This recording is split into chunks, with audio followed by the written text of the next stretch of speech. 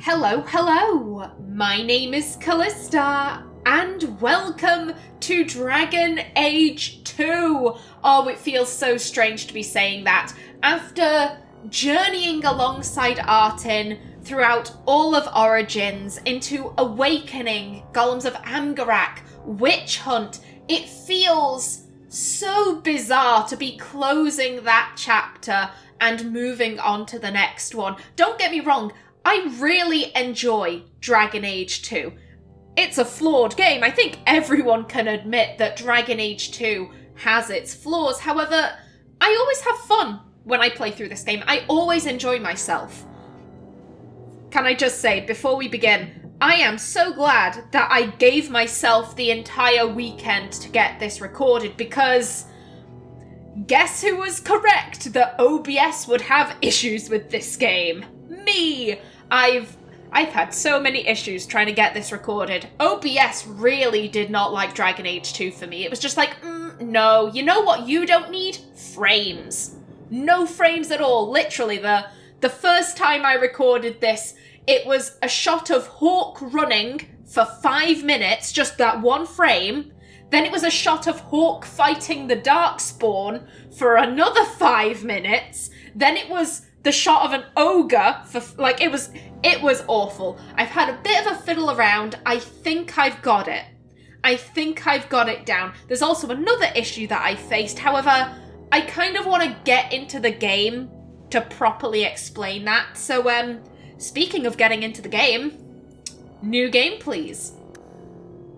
The champion's rise to power is shrouded in mystery, but no one questions that the champion was at the heart of events that would change the world. Okie doke, and my Hawke is a lady. Obviously, I always play as a lady, and she is a mage. Mages command arcane spells and hurl bolts of magic from their staves. Despite their immense power, mages are vulnerable when their allies fall or whenever enemy troops attack them directly. Yeah, you spin that staff, girl. Get it?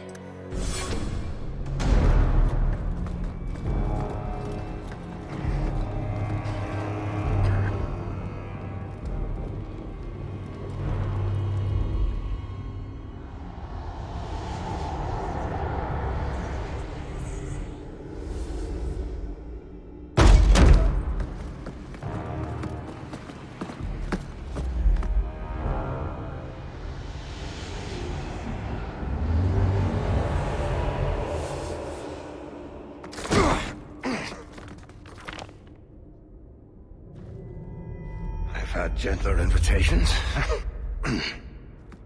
I am Cassandra Pentagust, Seeker of the Chantry. And just, what are you seeking?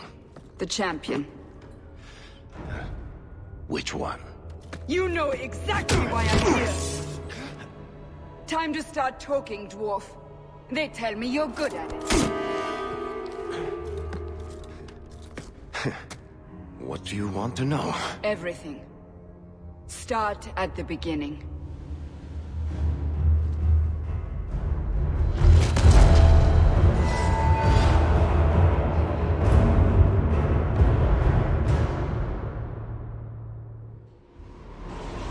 Oh, this is gonna be good.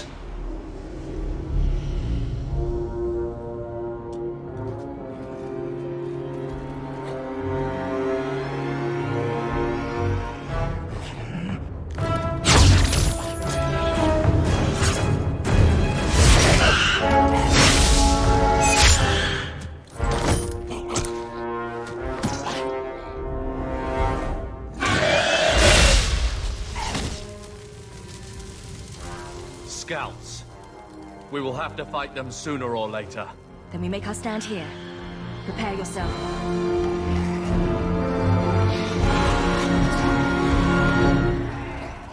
Let's make this quick. Okay, I am gonna pause right here. What I wanted to say, if you are playing this on an NVIDIA graphics card, you may have noticed that intro cutscene with Varric and Cassandra was really blurry. Also, swinging your mouse around like this will blur out the screen. It will be impossible to play this. I was having that problem. Here's what you do to fix that. Go into the NVIDIA control panel, go into the settings for Dragon Age 2, and make sure that the anti-aliasing, FXAA, make sure that is on. Trust me on this. It fixes it. Look how not blurry this is. Isn't it beautiful? Okay then, back to the fighting. Get in there, Carver. Get back! Now that I have played this a fair amount in the past few days, so hopefully I'm somewhat decent with the combat. It always takes me a minute to get used to the Dragon Age 2 combat. Excuse me. Bugger off. You're not wanted. Thank you. And just you left, buddy. Go down! There we go. We can't keep this up forever. I'm right beside you. Neither can they. Then we fight. Ah. I feel kind of sad. I don't have to voice my character anymore. Well, we can't keep this up forever, but neither can they. Perhaps we'll be lucky, and they'll run out of Darkspawn. Here they come. Shall I give them a taste of my blade? Do it, or I'll deal with them. Nah, you've got this, buddy. All yours, brother.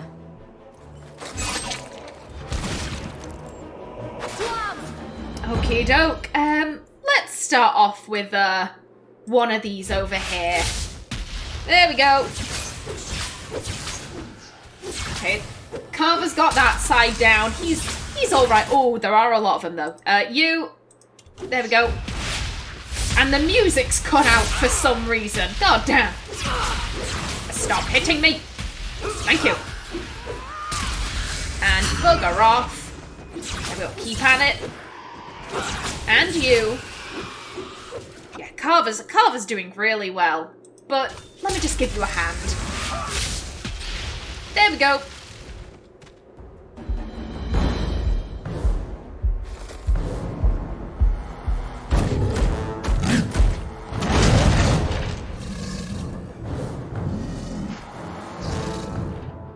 Now then, for you, I'm gonna get out of your way.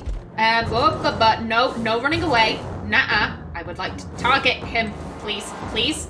Game, thank you. Crushing prison. And then we freeze him. And more fire. There we go, get him.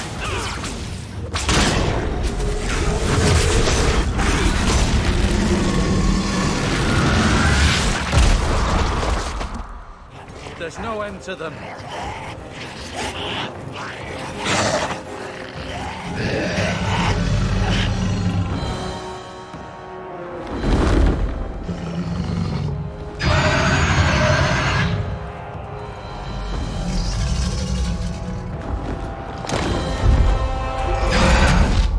Bullshit. That's not what really happened. Does that not match the story you've heard, Seeker? I'm not interested in stories. I came to hear the truth.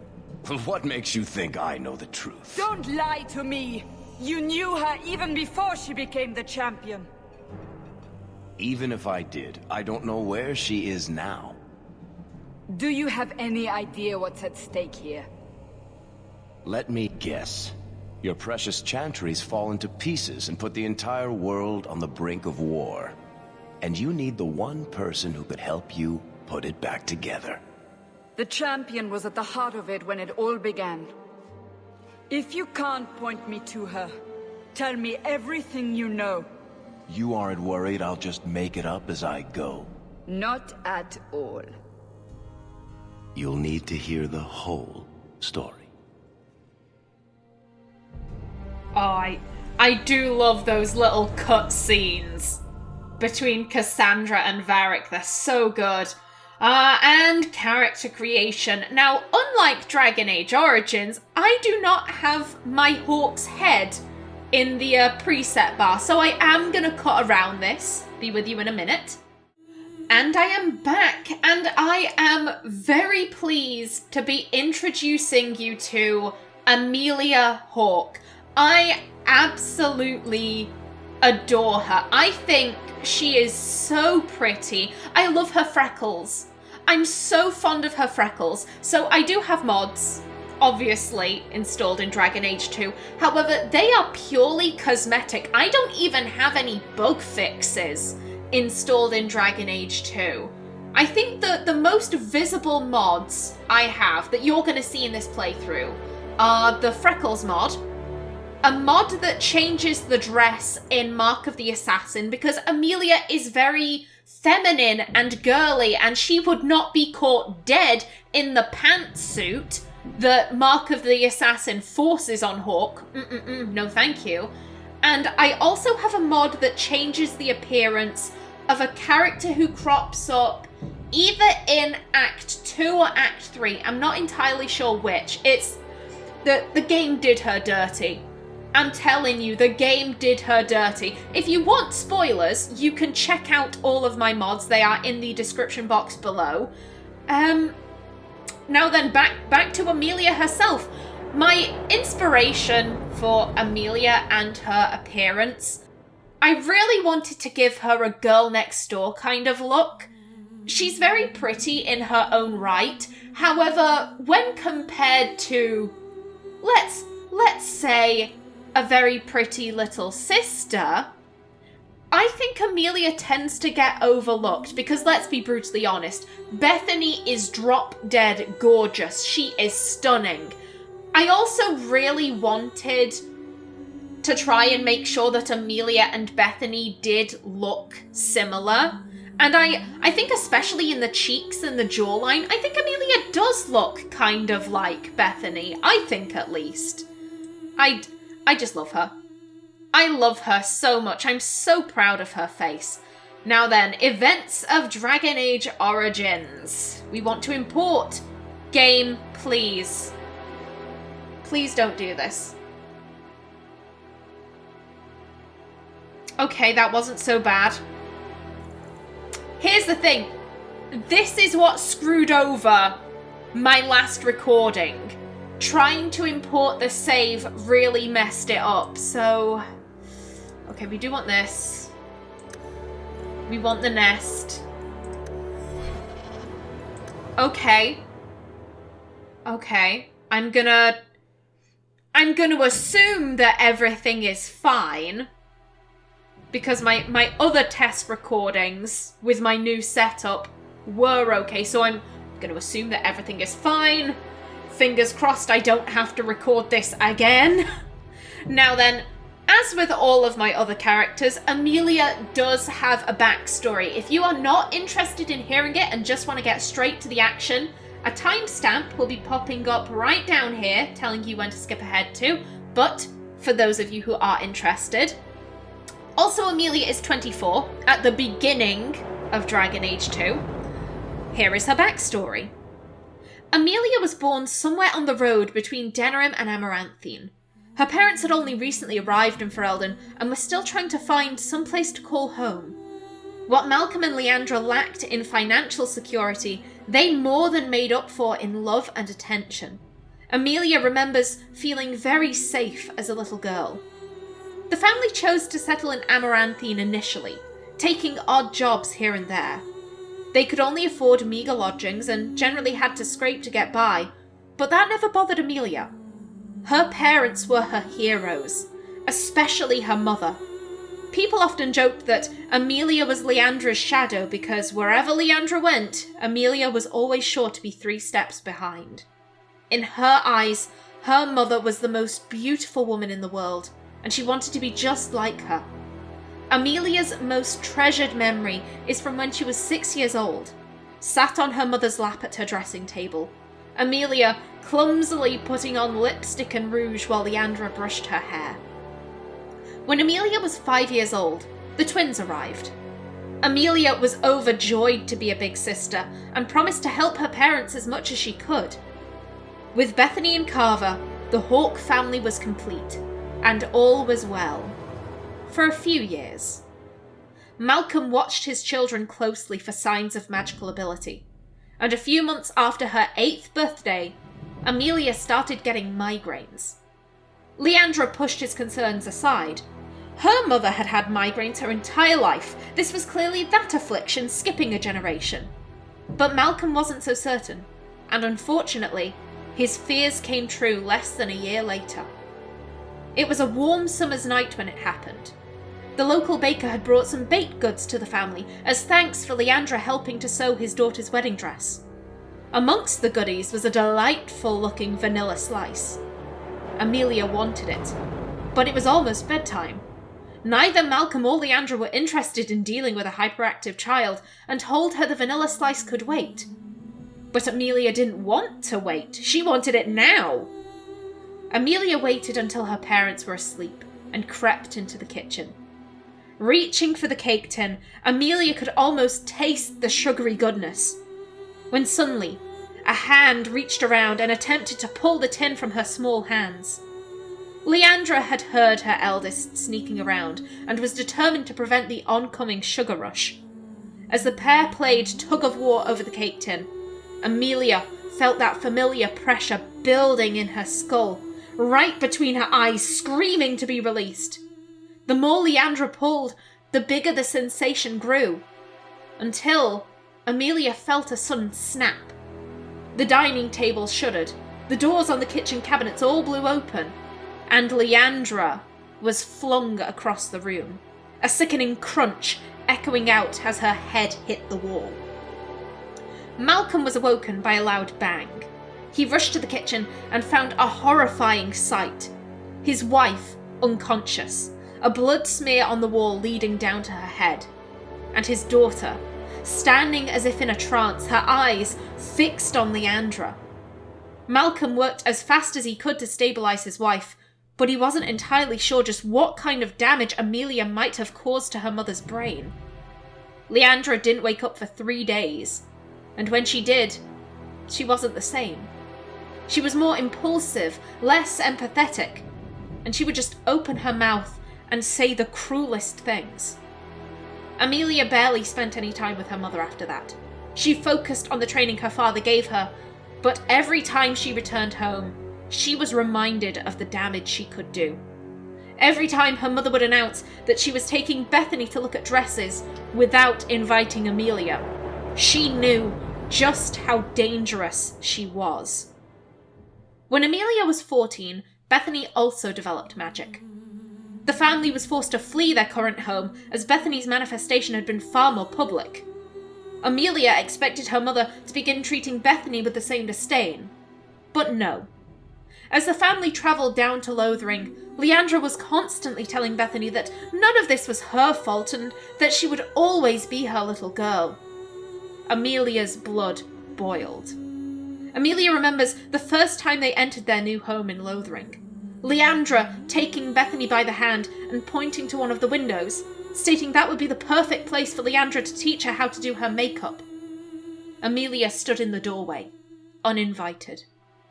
Amelia hated Lothering. She felt like an outcast amongst her family, and when she tried to fill that gap with other people, she found that lots of the village boys would get close to her in order to get to know her very pretty little sister. Amelia searched for a place where she could feel at peace, and she found the chantry.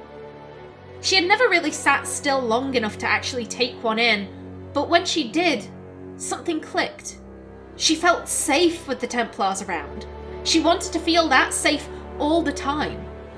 So she began planning to turn herself into the Circle. But just a couple of months before she planned to set off, her father became very ill. Amelia was 21. To this day, she isn't sure what her father came down with, but it was a very quick decline. He was dead within a month. With her father gone, who would protect her family? Who would protect them from the abomination that Bethany might turn into? So she stayed. She would watch her little sister for signs that she was slipping. Because who knows the kind of threat that mages truly possess better than she? Amelia's current objective is to protect her family. From Bethany. From herself. And now, from the Darkspawn. And that was Amelia's backstory. I bet you can guess just who I'm gonna be siding with.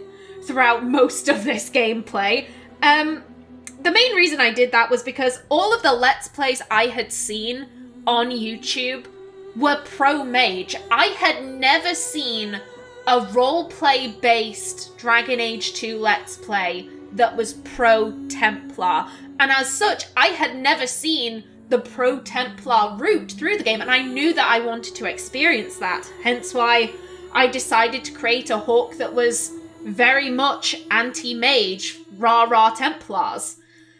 Let's get this started. I am keeping my fingers crossed that all lag is at a minimum. Yeah, we're going to be playing on normal. The Blight had been unleashed on Ferelden. Dark spawn poured out of the wilds, clashing against the army at the ruins of Ostagar. The battle was a disaster. King Cailan died on the field with his men, betrayed by his most trusted general.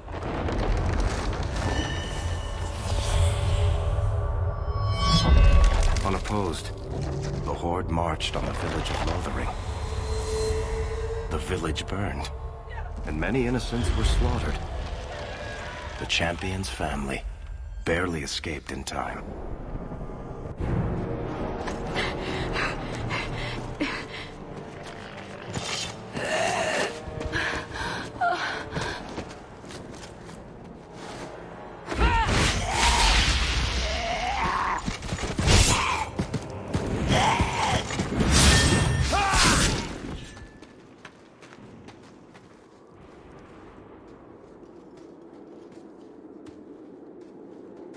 I think that's all of them.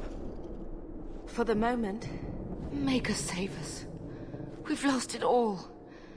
Everything your father and I built. I'm sorry, Mother. Look on the bright side. We're wasting time. So something you have to know about Amelia, and it is Amelia, never Amy. Never, ever Amy. Amelia spends her life in a state of semi-constant fear.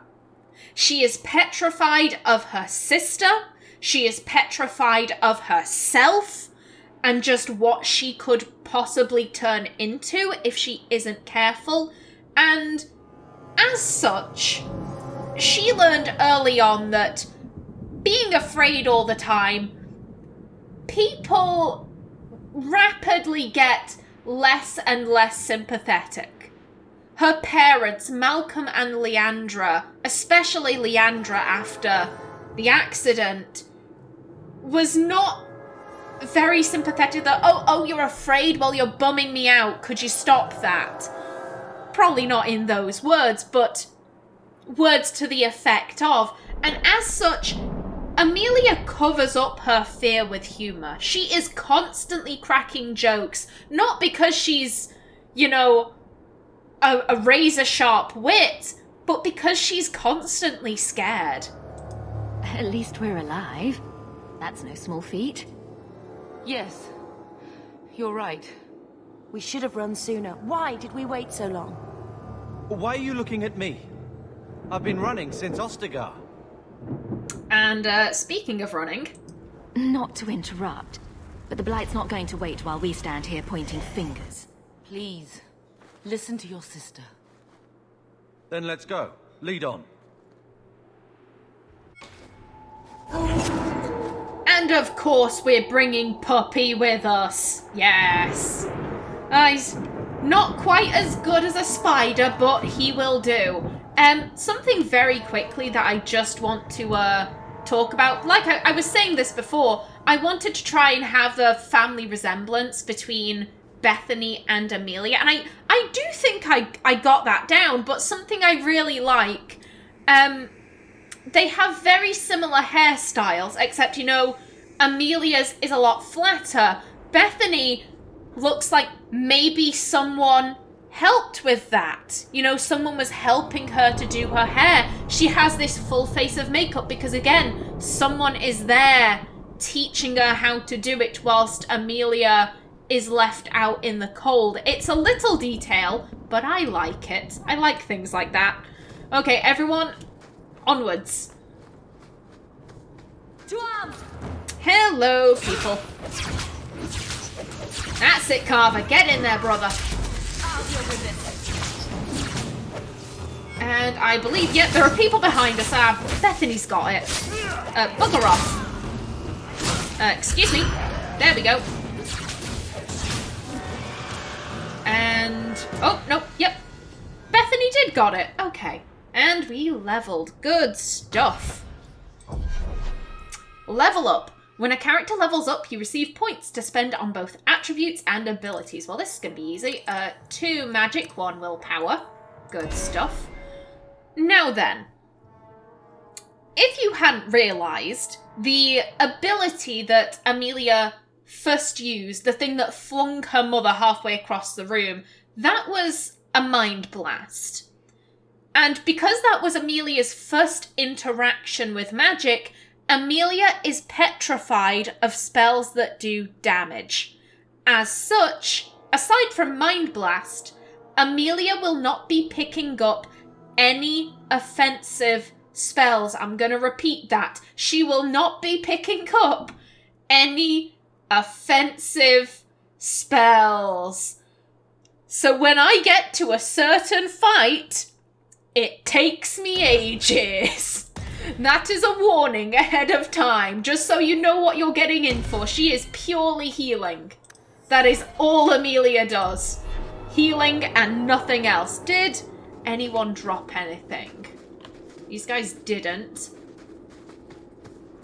But you have something. Thank you. Oop, excuse me. Mind the rock.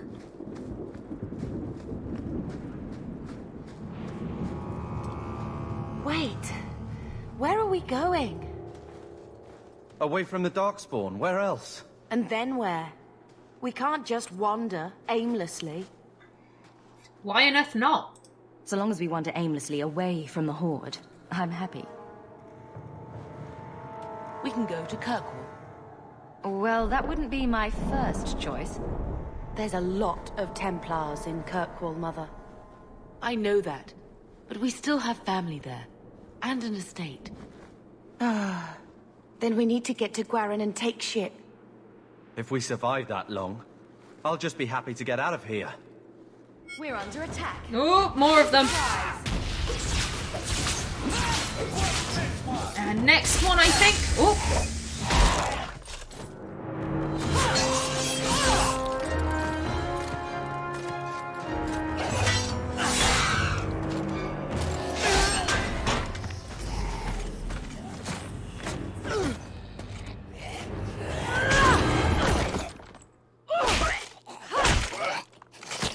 You will not have him!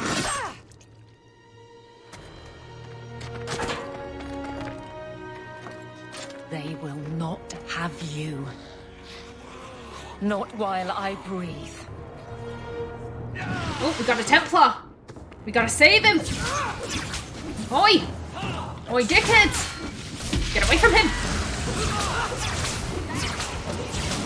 None of them are coming up behind us, that's good. And everyone is doing okay for health. Yo, she's taking him on. Oh, but she is getting low. Stop squirming, Wesley. You'll make it worse. Apostate, keep your distance. Well, the Maker has a sense of humor. Darkspawn and now a Templar. I thought they all abandoned Lothering. The Spawn are clear in their intent, but a mage is always unknown. The Order dictates. Wesley. The Order dictates. Dear, they saved us. The Maker understands. Of course. I am Aveline Valenne. This is my husband, Sir Wesley. We can hate each other when we're safe from the Horde.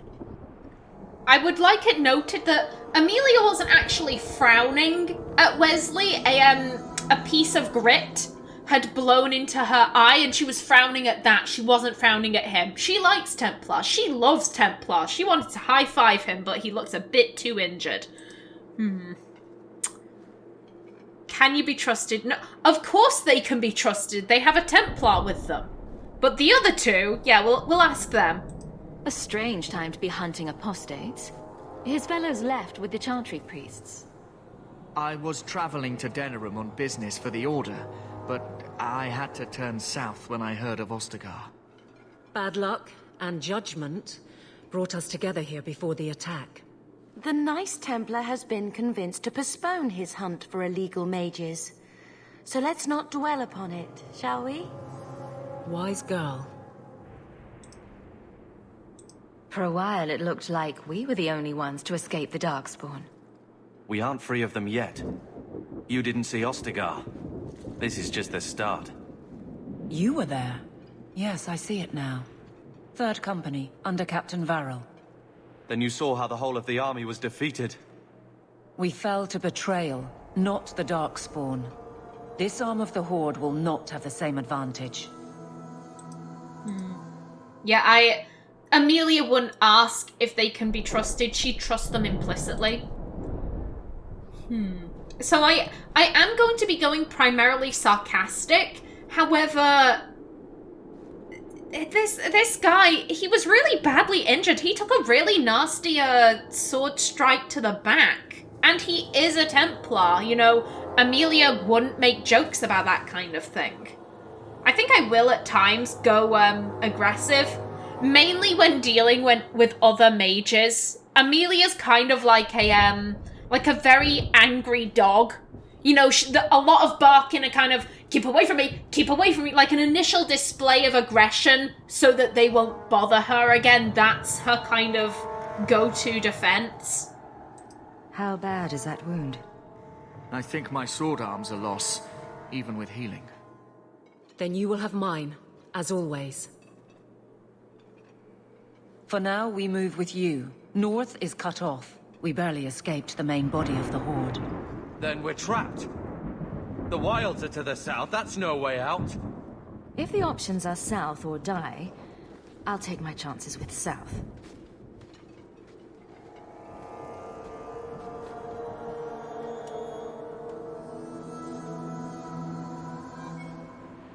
Well, they seem like a nice couple. Also, Codex updated. Art of War, that's just, like I said, combat journal. That doesn't really matter. I think I am very quickly gonna have a read of these. Just quickly. Amelia Hawke. The daughter of Malcolm Hawke and Leandra Amell, Amelia has lived in many places throughout Ferelden. Her father was a mage, and his gifts were passed on to both Amelia and Bethany, Malcolm's younger daughter. Malcolm refused to submit himself to the Chantry's rule. He kept his abilities a secret, and taught his daughters to do the same. Therefore, the family was constantly on the move to avoid Templar hunters. 10 years ago, the family settled in the village of Lothering, building a home on the outskirts and making a life where they wouldn't forever be on the run.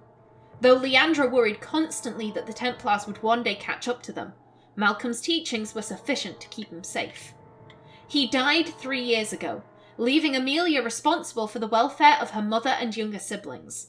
When the Blight began, Carver enlisted in King Kaelin's regiment, saying the horde spilling from the Kakari wilds meant their home would be quickly overrun if the Darkspawn were not defeated immediately. Amelia remained in Lothering to safeguard the family. Carver appeared on their doorstep almost a month later, exhausted and injured. King Kaelin had been betrayed and slain at Ostagar, and the Horde was advancing on Lothering. Though Amelia and the others were making plans to leave, they fled their home before they were fully prepared, and it may still be too late. Darkspawn. Those who had sought to claim heaven by violence destroyed it. What was golden and pure turned black. Those who had once been mage lords, the brightest of their age, were no longer men, but monsters. Threnodies 12:1. Sin was the midwife that ushered the Darkspawn into this world. The Magisters fell from the Golden City, and their fate encompassed all our worlds, for they were not alone. No one knows where the Darkspawn come from. A dark mockery of men. In the darkest places they thrive, growing in numbers as a plague of locusts will. In raids, they will often take captives, dragging their victims alive into the deep roads. But most evidence suggests that these are eaten. Like spiders, it seems Darkspawn prefer their food still breathing. Perhaps they are simply spawned by the darkness. Certainly we know that evil has no trouble perpetuating itself. The last Blight was in the Age of Towers, striking once again at the heart of Tevinter, spreading south into Orlais and east into the Free Marches. The plague spread as far as Ferelden, but the withering and twisting of the land stopped well beyond our borders. Here, Darkspawn have never been more than the stuff of legends.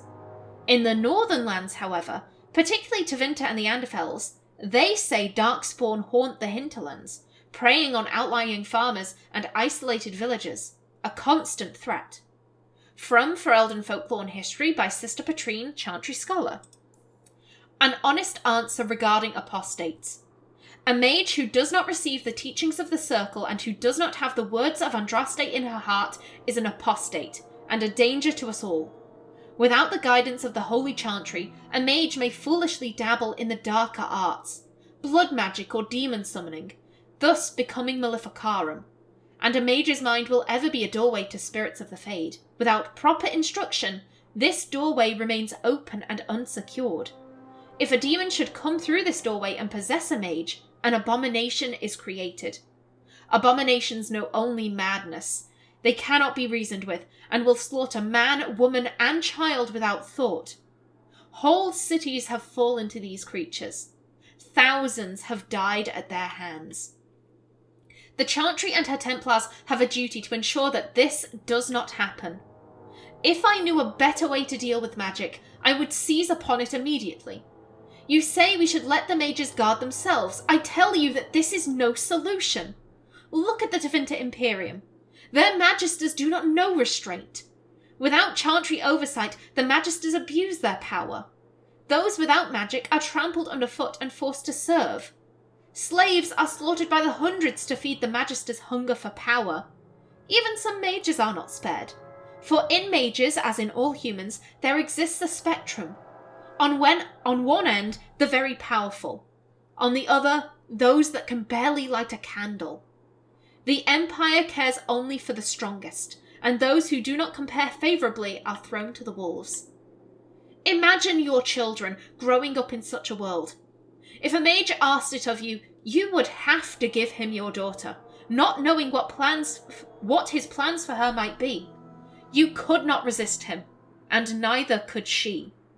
Without our Templars and without the Circle, the common man would have no defence against magic. We must deny the mages certain freedoms for the common good. I wish there was another way. I tell the apprentices this is a test of their faith, that it is the will of the Maker. Many understand that we do what we do for their own good. Excerpt of a letter from Grand Cleric Francesca of Starkhaven to Lord Guthrie Abholz. Amelia keeps this close to her heart. Amelia 100% agrees, yes, this is the correct way. I and my little sister should be in a circle. This is the only place where we are truly safe. The city of Kirkwall. Kirkwall once lived on the edge of the Tevinter Imperium and was home to nearly 1 million slaves. Stolen from elven lands or shipped from across the sea, all slaves fed the Imperium's unquenchable thirst for expansion. They worked in massive quarries and sweltering foundries that produced stone and steel for the Empire. The city's complicated past is not easy to forget, history having earmarked many corners of the stone city. A ship approaching the harbour spots the city's namesake, an imposing black wall. It is visible for miles, and carved into the cliffside are a pantheon of vile guardians representing the old gods. Over the years, the Chantry has effaced many of these profane sentinels, but it will take many more years to erase them all. Also carved into the cliff is a channel that permits ships into the city's interior. Flanking the channel are 2 massive bronze statues, the twins of Kirkwall. The statues have a practical use. Kirkwall sits next to the narrowest point of the waking sea, and a massive chain net can be erected between the statues and the lighthouse, closing off the only narrow navigable lane. This stranglehold on sea traffic is jealously guarded by the ever-changing rulers of the city, as the net trolls taxes, tolls, and extortions in from the sea. From In Pursuit of Knowledge, The Travels of a Chantry Scholar by Brother Genitivi. Good to be hearing from him again. Mabari Warhound. Dogs are an essential part of Ferelden culture, and no dog is more prized than the Mabari. The breed is as old as myth, said to have been bred from the wolves who served Dane. Prized for their intelligence and loyalty, these dogs are more than mere weapons or status symbols. The hounds choose their masters and pair with them for life. To be the master of a Mabari anywhere in Ferelden is to be recognised instantly as a person of worth. The Mabari are an essential part of Ferelden military strategy. Trained hounds can easily pull knights from horseback or break lines of pikemen, and the sight and sound of a wave of war dogs howling and snarling has been known to cause panic among even the most hardened infantry soldiers. Hurlocks. Taller than their Genlock cousins, the Hurlocks are roughly of human size, but are possessed of considerable strength and constitution. The shock troop of the Darkspawn, a single berserking Hurlock can often be a match for numerous opponents at once. They are known to adorn themselves with roughly carved tattoos to keep track of their kills and deeds, though it is unknown whether or not there is a uniform standard to these markings. There we go, that's all of them. Good stuff. Okay. And no one dropped anything. You alright, Wesley? I hope you're alright. Well, there are more of them up here. Get them! Oh, people have leveled. I forgot about that. Ah, well, we can get that after. Come on. Oh, people coming up from behind. No, you don't. Get away from Mother. Away from her. Thank you, Aveline. Slowly but surely, she gets there. Oh, no. You can bugger off and all.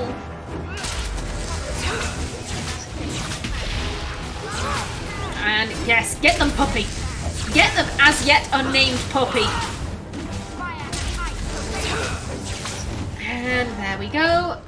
And that was all of them. Okay, now, before I forget, you, my dear, can take that. And you can have this, because why not? And you, my dear, you are a, you have a big sword. I forgot what that's called. Two-handed. There we go. I prefer big sword. So, 2 strength, 1 constitution. And there we go. Good stuff. And oh, another dead refugee. Amelia would probably recognise them, considering that they're all fleeing from Lothering. That could have been a neighbour of hers. And you're right, yeah, he's running. But we've got him.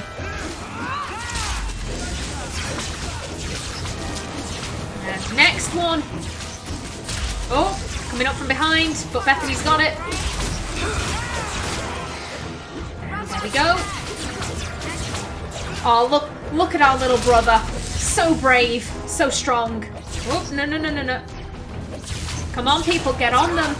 Don't just run back to me.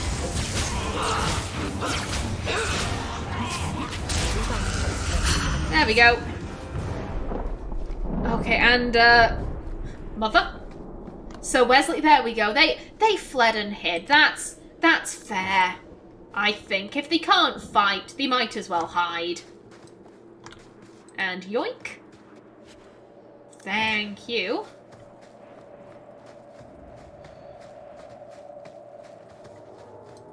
And what do you... Oh my god. Oh, plus 11 attack. Carver can have that, but... So Wesley, you can teleport. What an amazing maker-given gift. I'm assuming that's a Templar ability. Yep. Little brother. Have this belt. There you go. Oh, and Felindaris.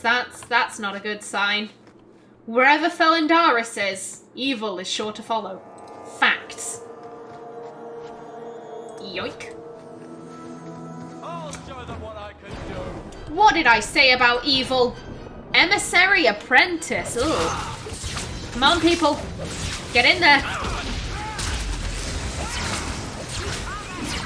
Okay, and get him.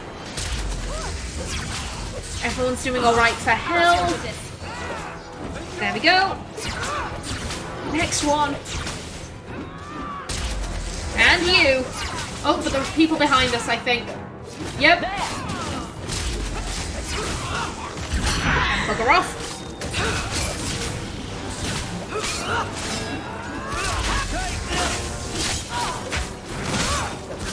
Get it? Yes. Okay, oh, Bethany. Have a heal. Oh, Bethany, why are you trying to solo them? Don't do that, girl. That's not good for your health. How about you? There we go. Quickly, before they regroup, we must press towards the wilds. Indeed. Oh, it is, heading towards the wilds isn't exactly what Amelia wants to be doing right now, but, as she said, if it's between go south or die, she'll take south. Now then, this right here frustrates me to no end. We have a locked chest, but we have no rogues. Once again, the KallistaPlays promise of no loot gets left behind is having to be broken, and that makes me sad. Excuse me. Yoink. The Kakari Wilds. It is said that in the midst of the Black Age, when werewolves stalked the lands of Ferelden in numbers that kept every farmholder indoors and a hound on every doorstep, a powerful Arl of the Alamari peoples stood and declared that he would put an end to the threat. His Arling stood on the border of the dark forest on the southern border of the Ferelden Valley, and he claimed that the werewolves used the forest to launch their midnight assaults on humanity. For 20 years, this Arl led an army of warriors and hounds deep into the forest. In his hunt for the werewolves, he slew not only every wolf he came upon, but also every member of the chastened wilder folk. Any one of them, he said, could harbour a demon inside, and thus be a werewolf in disguise. For 20 years, the forest rang with screams, and the rivers ran red. The tales say that an old Chasen woman found her sons all dead at the Arl's blades. She pulled one of those very blades from one son's heart, and plunged it into her own chest, cursing the Arl's name as she did so. Where her blood touched the ground, a mist began to rise. It spread and spread until it was everywhere in the forest. The Arl's army became lost, and it is said that they died there. Others say they wander still. The ruins of his Arling stand to this day, filled with the ghosts of women waiting eternally for their husbands to return.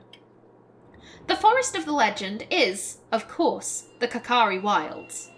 There are as many legends about the Great Southern Forest as there are shadows, or so the saying goes. The chastened wilder folk have made their home there since mankind first came to these lands, and the wildlands spread as far into the south as anyone has ventured. Beyond the mists are vast tracts of snow, white-capped mountains, and entire fields of ice.